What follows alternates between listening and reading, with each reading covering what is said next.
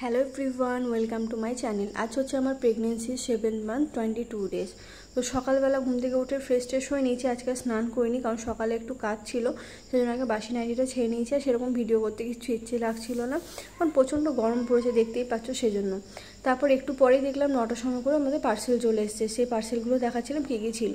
দু রকমের বিস্কুট ছিল, একটা প্রোটিন আর একটা ক্রিম দেওয়া। আর এদিকে ছিল গ্লুকন-ডি, আর এদিকে ছিল সর্ষের তেল আর না আমাদের রিফাইন তেল, যেটা 7 প্যাকেট সর্ষের তেল ছিল, রিফাইন তেল ছিল।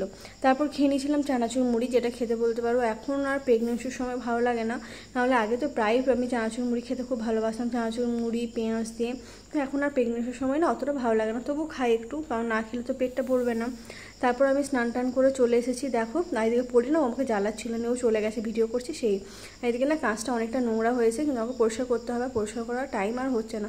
যখনই ভাবি পরিষ্কার করবো, গরমের জন্য শরীরটা দেয় না। এই প্রেগনেন্সির সময় প্রচণ্ড কষ্ট হয়। আর এদিকে ও ট্রেনে যাওয়ার সময়, মানে আসার সময়, ও আমার জন্য এই খাবারটা নিয়ে এসেছিলো। প্রায় দিনই নিয়ে আসে কিছু চটপাটা পেলে নিয়ে আসে, এটা না খুব মিষ্টি ছিল। তারপর একদম আর কিছু ভিডিও করিনি, একটু চলে গেছিলাম ডাইরেক্ট বিকালবেলা। বিকাল বলতে দেখো পুরো সন্ধে হয়ে গেছে। আমি সেই সময় চা বসিয়েছি, চা বসিয়ে সবাইকে চা দিয়ে দিয়েছিলাম। তারপর এদিকে আমি কেটে রেখেছিলাম কুমড়ো, আলু আর গাজর, যেটা আমি এখন সেদ্ধ করতে দেবো। আমি আসলে শ্যামা চাল হবে, ও রাত্রেবেলা না অত রিচ খাবার পছন্দ করে না, সেই জন্য ওর জন্য শ্যামা চাল হবে।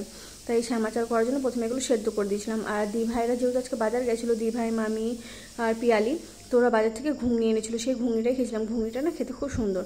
এদিকে দেখো কুমড়ো, গাজর এগুলো সেদ্ধ হয়ে গেছে, তো আমি চালটা দিয়ে দিচ্ছিলাম, মানে শ্যামা চালটা। এরকম চাল দিতে আমার খুব অসুবিধা হয়, গরম চাল ভাতেও দিতে অসুবিধা হয়, তাই আমি হাতাতা করে দিই। প্রথমে একটু চাল দিয়ে দিই, তারপর হাতাতা করে দিই। তারপর অফিস থেকে চলে এসেছিলো, অফিস থেকে একটা গিফট পেয়েছিল।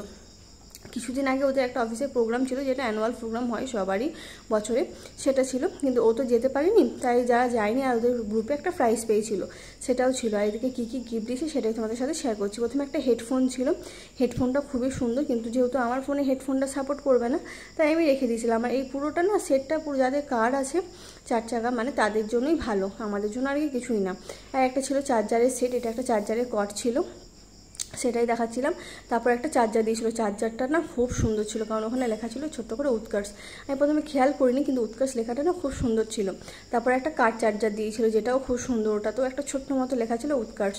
আর দেখতে না খুবই সুন্দর লাগছিল, কিউট। ইউজ বলতে চার্জারটাই হবে, কার চার্জারটা তো আর হবে না, আর হেডফোনটাই হবে। আজকের দিনটা এইভাবে কাটলো। যদি ভিডিওটা ভালো লাগে থাকে, লাইক অ্যান্ড সাবস্ক্রাইব। টাটা।